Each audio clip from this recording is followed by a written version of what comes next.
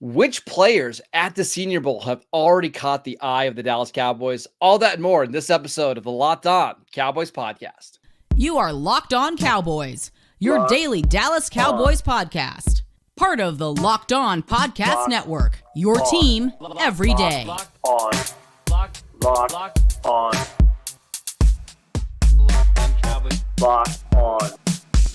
Cowboys. Welcome back to the Locked On Cowboys podcast, part of the Locked On Podcast Network, your team every day. We'd like to thank you for making us your first listen of the day. Today's episode is brought to you by FanDuel. Make every moment more. Right now, new customers can get $200 in bonus bets if your first bet of $5 or more wins. Visit FanDuel.com/lockedon to get started. I am your host, Marcus Mosher. You can follow me on Twitter at Marcus_Mosher. Joining me today, as always, is Landon McCool. Check him out on Twitter at McCoolBCB. Day one and almost day two of the Senior Bowl are in the books out in Mobile, Alabama. Landon, there's already some early winners in some pet cats that you and I have for our Dallas Cowboys. Who is the number one player that caught your eye so far this week? I mean, it's not a surprise. Anyone who's been following either of us on Twitter or anybody on Twitter, honestly, that it's Jackson Powers Johnson. I mean, he's the Oregon center. He played some guard. You know, he's basically been unstoppable in these one-on-ones, and he's shown incredible technique, and also not just in the one-on-ones, but in some of the team stuff as well. He looked really, really good. He actually basically did the classic I'm too good for this move and got a slight kind of injury after just basically winning every single one-on-one rep for the first 2 days, and it's kind of pulled out for the rest of the week. But I mean, he's earned it. Like, he's basically had I'm not comparing him to this player, but I'm comparing his first 2 days. He's had a Zach Martin-esque Senior Bowl, you know, as far as just being able to dominate everyone, including the guys that other offensive linemen were really, really struggling with, like the kid from Baylor, the defensive tackle from Baylor, and some of these other folks. So, right? Gabe Hall, yes. So, just incredibly impressive. I mean, can I just talk about one of his reps real quick? Please, I've got like 5 I want to talk about. So go ahead. You posted that great video yesterday. If you guys haven't had a chance, go to Marcus's YouTube channel. He has like the cut ups of several different players that you can easily quickly go through. And so if you go back and watch the first rep that he has, that JPJ has on that clip, he kind of gets himself into some bad initial body position, right? He kind of was like a strong step inside. He gets a bad punch where his hand kind of doesn't quite get the grip he needs to, and the defensive tackle tries to take him back the opposite way from which he stepped. And the way he was able, I mean, first of all, let's talk about the fact that he's 330 pounds. All right. And he's like, it's all here. It's all right here. Right. And I've got his measurables: 6'0", so just over 6'3", 334 pounds, 32 in the ancient arms. And then he's got a 79-inch wingspan, which is actually pretty good considering his arm length. That's a good wingspan. Yeah. And so basically, you know, he's able to punch, kind of readjust his punch, slide, and then as the guy is trying to corner him, this is the thing that makes JPJ so much better than everybody else, is that he has a plan B and a plan C in every snap, it seems like, right? No matter what you do, he has a counter to your counter. As the guy tries to get around the corner, he JPJ's got his left hand up high on him, and then he puts his right hand on the player's hip, right? And then pushes the hip out. And as he does that, the defender loses his footing because he starts slipping out the sideways, and then eventually he falls to the ground and loses the rep. It's that kind of like quick adjustment, like, you know, understanding how to recover. That is, I mean, that's stuff that you hope veteran linemen learn, right? His ability to maintain technique, to stay square, to recover, those are all. That's the difference between him being just a big, strong center guy that we like and a first round center, in my opinion, is that he has already built in this technique on how to block. He understands leverage. He's new to the position of center, but he's not at all new to blocking on the inside and understanding the angles and techniques that are required. He's just super impressive. I mean, it was just watching him was like watching clinic tape. It was just really, really impressive. I've got like tears in my eyes. We're finally talking about draft prospects. This is the first time that we've talked about a draft prospect all year for the Cowboys. It's January 31st right now, and we're talking about a center. This is why the Locked On Cowboys does what it does. That's right. He's so much fun. He really is. You mentioned all the one-on-one reps. To me, the play that kind of got me was they were in team drills and he executed the reach block perfectly. The wide zone run. Oh yeah. Got out there, turned his body, got the defensive tackle, cleared the lane. If you have a 334 pound center that can reach block, now we're talking, right? His feet, man. Like, just the way he's able to get him and then turn his body around and get the angle, like, it's impressive. It's very impressive. Yeah. I mean, we've heard whispers that the Cowboys do like this player. I mean, after his mobile performance, how could you not? I think every team in the league is going to like him. My question for you, Landon, is like, we don't really see centers go in the first round all that often. Tyler Linderbaum was like one of the highest graded centers in the last 5 years. And remember, everybody was ranking him as a top 10 player was it the 2022 draft? And he fell all the way to 24. The Cowboys passed on him. I think he went to 25, right? The Cowboys actually had a chance to draft him and passed on him. Do you think early evaluations like this looks like a round one center to you? I do, simply because usually with centers, it's an either or proposition, right? You get a 285 pound, 6 foot guy with 30-inch arms who is just the most technically sound, perfect football player who can play at any era, like understands leverage. Or like Mark Stepnowski, right? Or Mark Stepnowski, right? Exactly. Or the other side where you get hey, I used to be a guard. I never put my hands on a football Andre before. Girard. Yeah, I think I can play center. Yeah, the Andre Girard, exactly, right? See the full spectrum of Cowboy centers there, right? And somewhere Travis Frederick falls right dead center between those two. Yeah, and I think you don't get the situation where very often where you have a very well developed technique-wise player who is, I mean, he's 330 pounds plus, and he plays like with that level of strength, right? Yes. Playing center, you just don't see that often. They're usually playing a guard, and even again, just to kind of reiterate, JPJ's played 1 year of center. Like, this is just like he's already this good, and he's only been playing it for a year. So I do think it is kind of rare to find the combination of an overpowering sized center who can move and is technically sound. To me, that sort of uniqueness is the kind of thing that makes you eligible for a first round pick if you're a center. It feels like Cowboys Nation has already kind of given him the stamp of approval. Like, hey, this is the guy that we want Dallas to draft at. Is it 24? Is that where Dallas drafted? Yeah. 24. And that's probably where you should start considering a center, like in round one, based off positional value and all that kind of stuff. But it's also go ahead. It's also a fit in like the need, like not even just not because you need a center, but because look, I mean, we're going into this offseason trying to figure out what the heck happened at the end of the last season. A lot of us seem to think that the way to kind of improve things a little bit is, or that has to be improved regardless, is the run game has to get better. Yes. And one way I think you can make the run game markedly better is you put some more strength up front in your center position. So I think it's not even just that the Cowboys need a center and that he is a center. I think it's that the Cowboys need to find a way to improve the run game, and putting more beef and more athleticism at the pivot, I think, is a very simple way to kind of almost immediately improve that area. Yeah. So JPJ isn't the only first round quality offensive lineman at the Senior Bowl. We've actually seen, this might be the best like offensive line class I've seen in Mobile. Yeah. Since like Luke Jokel and Eric Fisher and Lane Johnson were in the Senior Bowl back in 2013. Let's talk about some other round one options for the Cowboys next. This episode is brought to you by eBay Motors. Passion, drive, and patience. That's what brings home the winning trophy. And it's also what keeps your ride or die alive.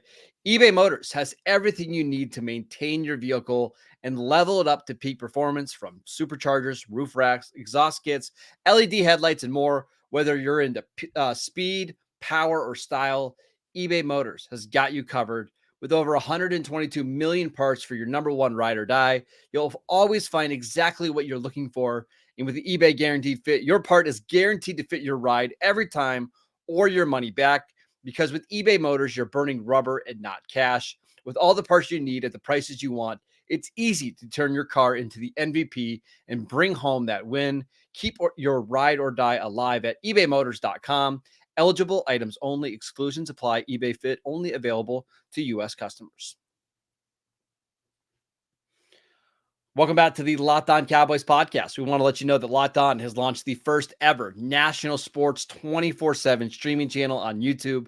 Locked On Sports Today is here for you 24/7, covering the top sports stories of the day with the local experts of Locked On, plus our national shows covering every league. Go to Locked On Sports Today on YouTube and subscribe to the first ever national sports 24/7 streaming channel. Lane, I want to talk about some of the offensive tackles that are here in Mobile because there's several I like quite a bit. Yeah. I want to start with Tyler Guyton because we've heard some really interesting comps for Tyler Guyton, including Tyron Smith, somebody that we know pretty well. What have you thought of Guyton so far at the Senior Bowl? He's, look, the funny thing for me coming into this is, as someone who comes into the draft process very late with a lot of these peers, right, is that you hear kind of whispers about these folks, and it's just part of the unfortunate business of getting into this late. So it influences your kind of thought process going into it to a little bit, but you try not to let it, right? So going in to watch Tyler Guyton, I'd heard a lot of this kind of raw comparison, that sort of thing.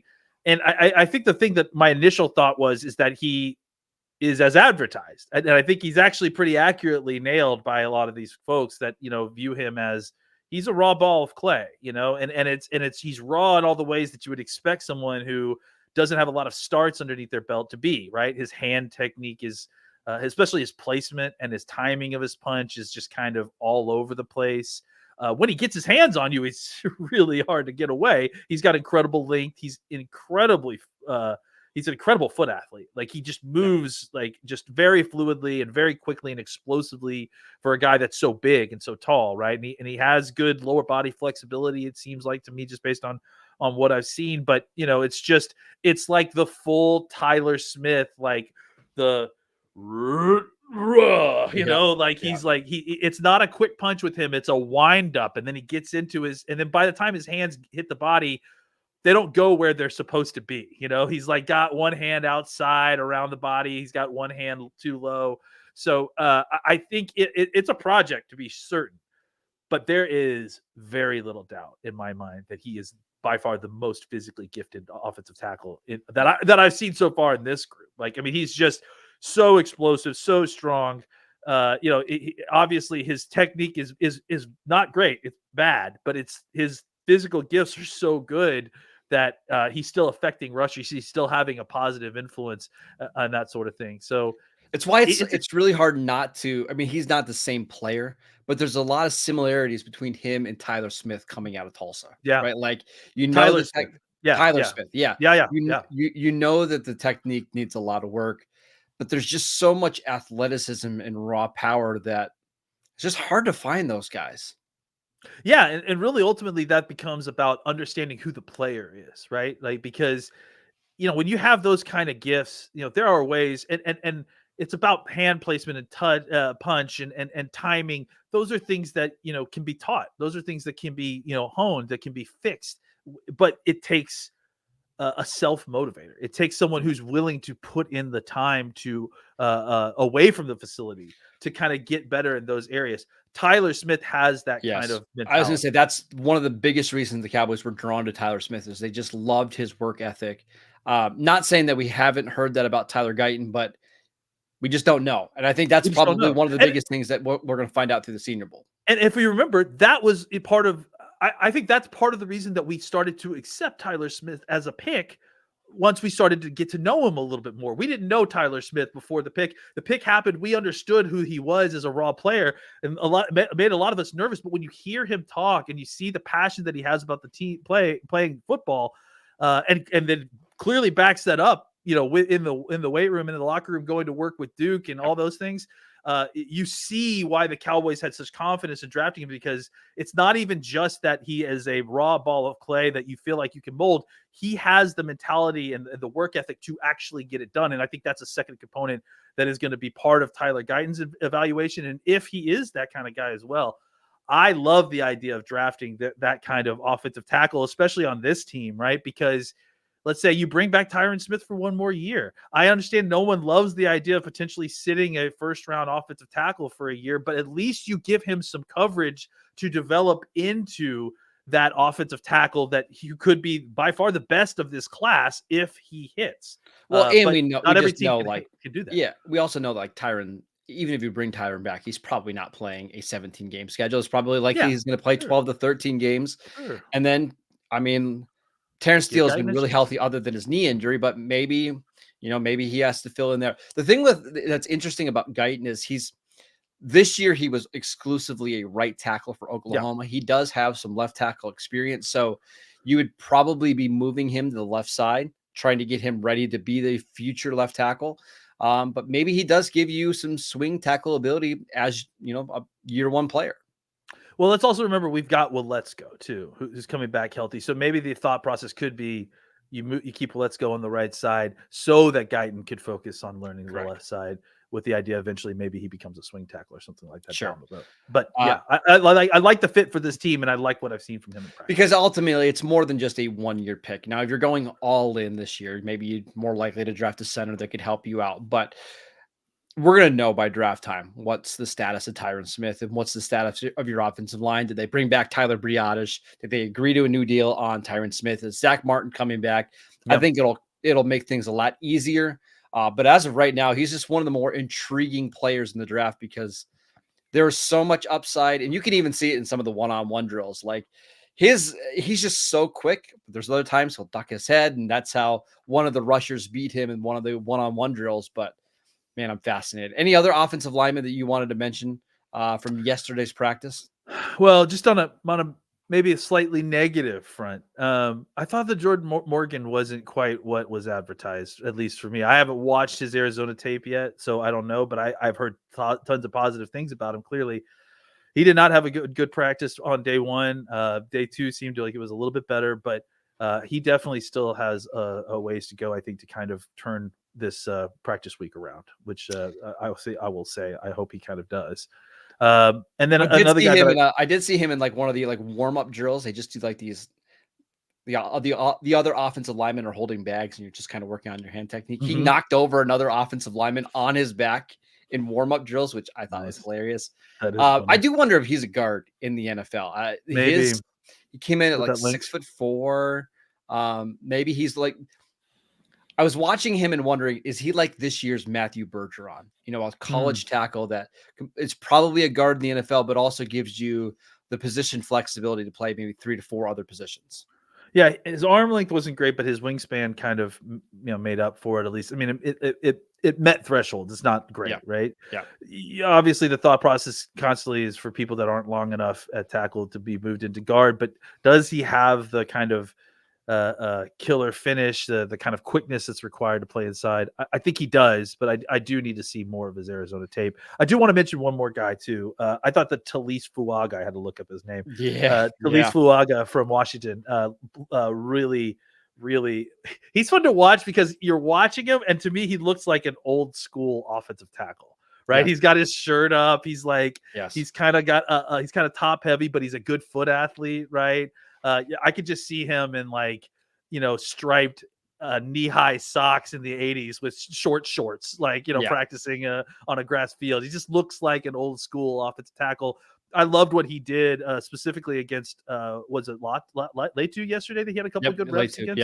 And he just looks overall like he's a tackle. I think there was some concern about maybe having to switch him into guard, but he looks like he's an offensive tackle to me. 6'0", so basically 6'6", 332 pounds, 33 and 3/8 arms, 81.5-inch wingspan. Like that's a tackle. And you watch his Oregon State tape, and he's really good.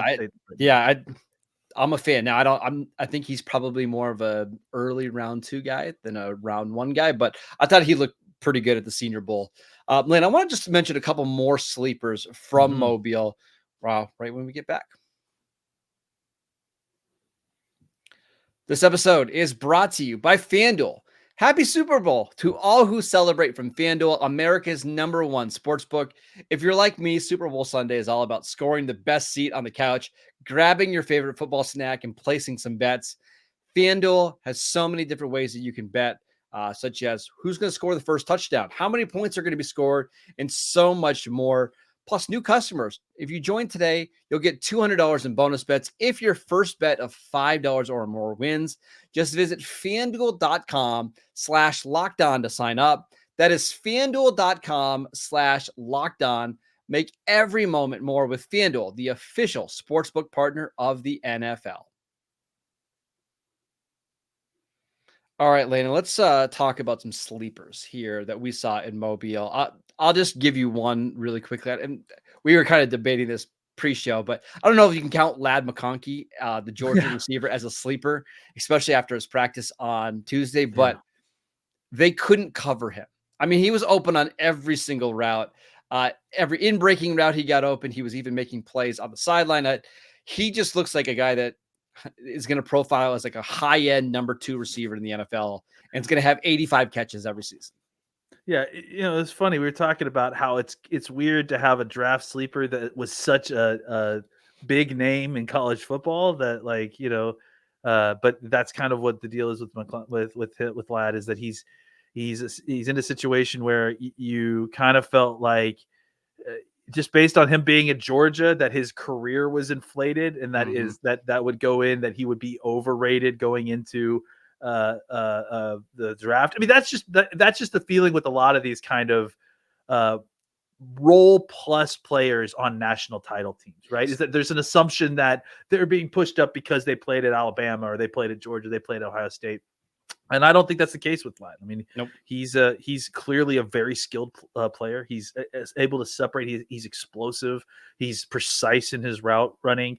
It's not surprising that he had such a great day of practice. I mean, in those kind of one-on-one drills, because those tend to lend themselves to those kind of players, right, that are able to separate and that are facing a bunch of only man coverage, right? And so guys like that, it's a very, very difficult job for the corners to cover guys like that, and which is why we should, probably, even though he's definitely not a sleeper, we have to at least mention the Toledo kid, Quinion Mitchell. I won't throw him under this, but I'm just throwing his name out. What an incredible day he's had, because that's such a difficult task, and he was able to basically beat every single person thrown his way. He was amazing. I mean, he had an interception in today's practice on Brendan the underthrow one. On the underthrow. Yeah. I mean, they were moving. I even saw they were moving him into slot a little bit. Seems like that was a thing from some of the coaches. They want to see how he plays in the slot, and he handled it really well. There was a comeback route against Tez Walker from North Carolina where he beat Walker to the spot on a comeback route and just jumped in front of him, so much so that the quarterback didn't even throw the ball because they didn't want to get an interception. Yeah. I mean, outside of Latu, I think he might be the best defender in Mobile, and I would be shocked if he's not a top 25 pick. I mean, he is such a good corner. Well, I mean, the knock on this kid was that he played just a bunch of zone and off man coverage. And what does he do? He comes out here in the Senior Bowl. He's playing a bunch of press and beating the crap out of people. So, that's it. If you want to raise your stock quickly in Mobile, go out and prove that you can do the thing that everyone doubted you about. And suddenly you've taken away the weakness that they can complain about. And now you're a top 15 pick. Back to the sleeper list, though, real quick. I did want to bring up two guys. One was, and I'm trying to find his name, the Florida State kid, the wide receiver, that is absolutely enormous. Johnny Wilson. Yeah. That kid, I've never seen a 6'7" receiver get off the line like that guy does. No. Right? Like that he's really, really intriguing. I don't know what his draft stock is. I'm only basing it. I think a lot of people think he's like a day 2 guy. Okay. He's interesting. He's just that kind of size and that ability to beat, initial coverage like that at this early. I got a 6'0", 6'1", 237, 30 over 35-inch arms, 84.5-inch wingspan. I wonder what he's going to run. Like, because I mean, he could definitely be a guy that's blowing up the combine if he I've runs. saw reports of like 4.52 to 4.55. Okay. That's appropriate for someone that size, right? I mean, you think?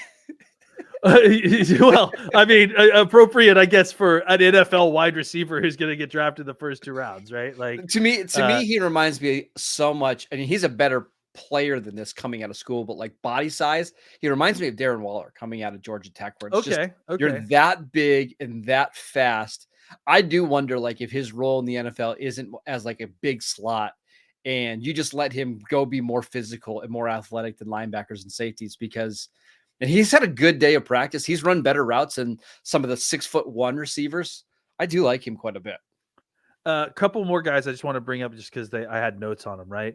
Dom Pooney, right? He had, look, Gabe Hall victimized a lot of people in practice on Monday.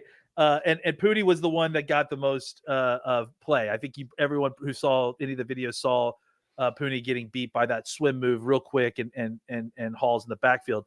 But what I will say is that aggressiveness that, actually kind of had him lose that rep because he got too aggressive and he bent over, waist bent over to him. That is the kind of play that really helped him on the rest of his reps, right? Yes. I liked his play demeanor on the rest of his reps. He got physical with the defensive tackles. I have a feeling that if Hall tried to do that again, I'm sorry, did I get his name right? The Baylor defensive tackle. Gabe Hall. Yep. Gabe Hall. If Hall tried to do that again, I have a feeling that Pooney would probably punish him for it. So I thought that he had a pretty good a day. What's the name of the Florida center? He also, I thought, Kingsley Agukin. Yeah, Kingsley Agukin. I think he's also a guard center, so maybe that's why it was. I loved his play demeanor as well. I thought he just was like a tough guy. You saw him throwing guys down after the end of these reps. Play style, I think, is a big thing. It's important, especially in these reps, is to see the kind of demeanor. And then finally, the guy I really wanted to bring up, and I have no idea what this guy's stock is because he went to UConn, so I'm not sure. But Christian Hayes, that guy has some of the best feet I've seen of all the offensive linemen in this. He's like a mid-round guy. He had a really good day on Tuesday. Really Holy good. cow. I mean, just for his size to be able to kind of move. I mean, he really reminded me of JPJ in a lot of ways, where he's a big guy. He's got strength, but he's got really, really good feet. And there were just several times when you saw him these reps where he's able to engage and then not just kind of drive guys, but get his whole body and feet around and shield them off. And like, that's the kind of blocking, like, sometimes when you try to finish guys, you lose your own balance, or you lose the guy because you're trying too hard to put him on the ground. Sometimes it's if you can just grip the guy and then physically put your body between the defender and the hole and just seal him off completely. That's the most effective blocking and run blocking, because usually you can end up blocking multiple people that are trying to float the ball as well. And you just saw him able to get around on guys like that. Just really impressive stuff. Lots of really, really good offensive linemen in the Senior Bowl. It was fun to watch. Yeah, and we're going to get another padded practice on Thursday, which really helps when it comes to evaluating these offensive linemen. So we're going to have a special show for you guys on Friday. We're going to have a little bit of a draft special with the guys from Locked On NFL Draft. So make sure that you are tuning in for that. Make sure you're checking out the podcast. Wherever you get your podcasts, we are free and available on all platforms. Check out the show on YouTube as well. Go follow Landon on Twitter @McCoolBCB. I'm @Marcus_Mosher, and we will see you right back here tomorrow.